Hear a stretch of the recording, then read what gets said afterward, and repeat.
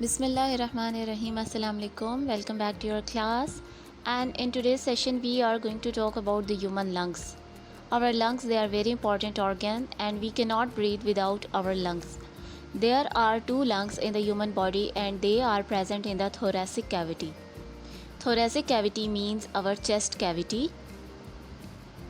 Lungs are present on the right and the left side of the body, but the left sided lung is smaller than the right sided lung because human heart is also present on the left side of the body.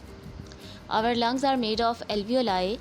In the later part of this video, we are going to talk about the structure and the function and the working of the alveoli, but for the time being, we have to remember that our lungs, they are very spongy. They are very soft, just like the foam, and it is because of the alveoli, because alveoli, they are like the bubbles, they are very soft, they are like sponge, and because of the alveoli, our lungs are also light pink in color and they are soft like a sponge.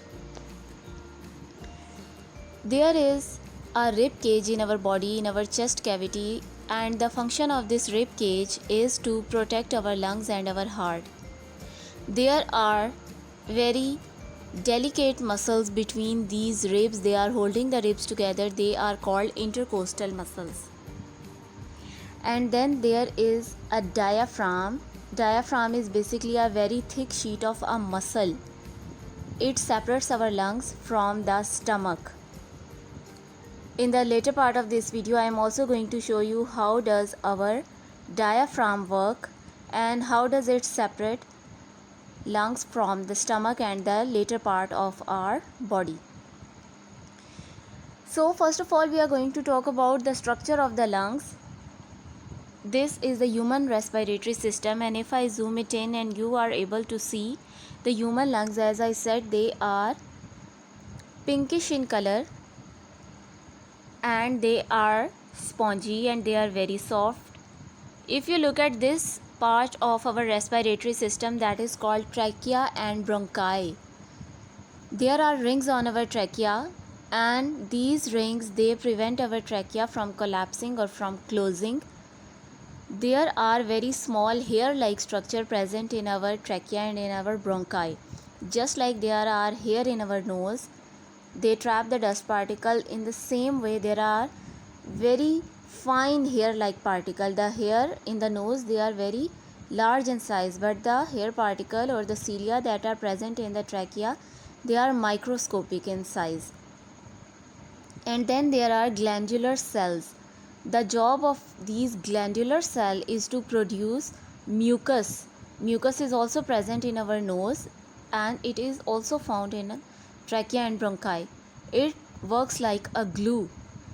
When the dust particle or a bacteria enter our respiratory tract, they are attached on the mucus, and in this way they are prevented and they are stopped from entering our lungs, because if they enter the lung, they can cause infections and diseases. So first of all, let us talk about and see the working of the cilia. Can you see this diagram? There are small hair-like particles and they are moving. In this way, cilia work like a broom.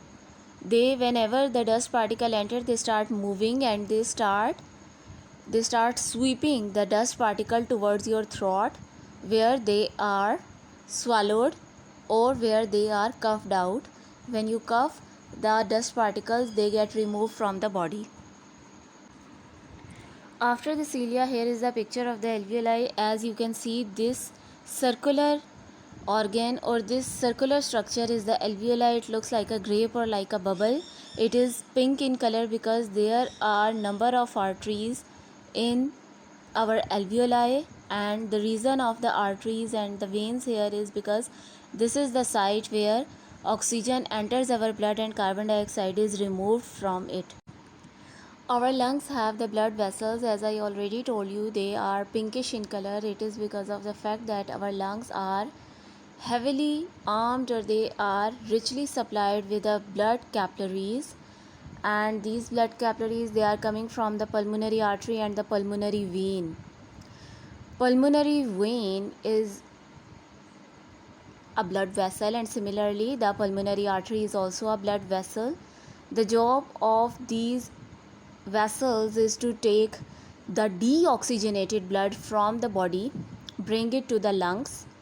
The lungs put oxygen in the blood, and then this purified blood, this blood that is rich in oxygen, is then taken to the heart.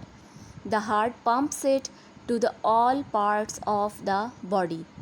So the role of the pulmonary artery and the pulmonary vein is very important.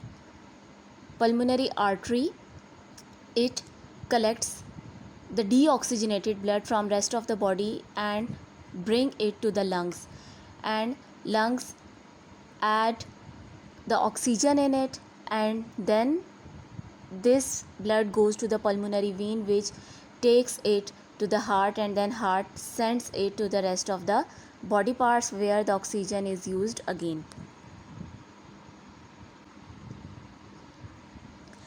Students, please look at this pictorial description of the breathing. Can you see this red colored membrane? This red colored membrane is the diaphragm. In the earlier part of this video, I told you that diaphragm is a muscular sheet. It separates our lungs from our stomach and the lower body parts. So you see, when we inhale air, the lungs that are represented with the blue color here, they increase in size. And when they increase in size, they cause the pressure on the diaphragm, and because of this pressure, the diaphragm, you see, it bends just like this. And then again, when we exhale the air, the lungs get smaller in size, and the pressure from the diaphragm is released, and then again the diaphragm is expanded, it gets relaxed. So in this way, our lungs and diaphragm together work, and we breathe with the help of these organs. Another important thing to remember is that our lungs are enclosed, they are safeguarded by the two membranes, the inner membrane and the outer membrane. The outer membrane is called the outer pleural membrane, and the inner one is called the inner pleural membrane. In between these two membranes, there is a fluid. It's a liquid or a jelly-like fluid. The function of these membranes is to protect our lungs, and the function of the fluid is to provide the lubrication, because the lungs have to constantly move when we breathe. So if they are dry, they will get damaged because of the friction. There is a fluid present that provides a lubrication and makes it easier for our lungs to work. The next thing that we are going to discuss is the mechanism of the breathing. Breathing involves two-step inhale, in which we take air inside our body, and exhale, in which we remove carbon dioxide and exhale air out of our body. We have already seen the pictorial description of the working of the lungs, but again I am going to tell you about it. Okay students, here we are going to see the pictorial description of the alveoli, that how does alveoli work. This is a structure of the inner structure of the alveoli, and if you see that the blue blood is coming, this blue colored blood is actually the deoxygenated blood. Here this blue colored blood is coming, and the oxygen is coming from the alveoli, and it is entering our blood and again making it red in color. Red colored blood means the blood that is high in oxygen, and the carbon dioxide from the blood is getting removed, and it is entering our alveoli.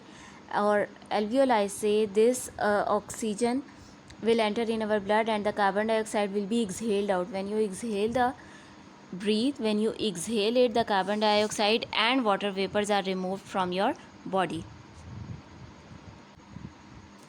So this was all about our today's session. In today's class, we talked about, first of all, the function of the lungs, their structure, and then we talk about the mechanism of the breathing and how do alveoli work.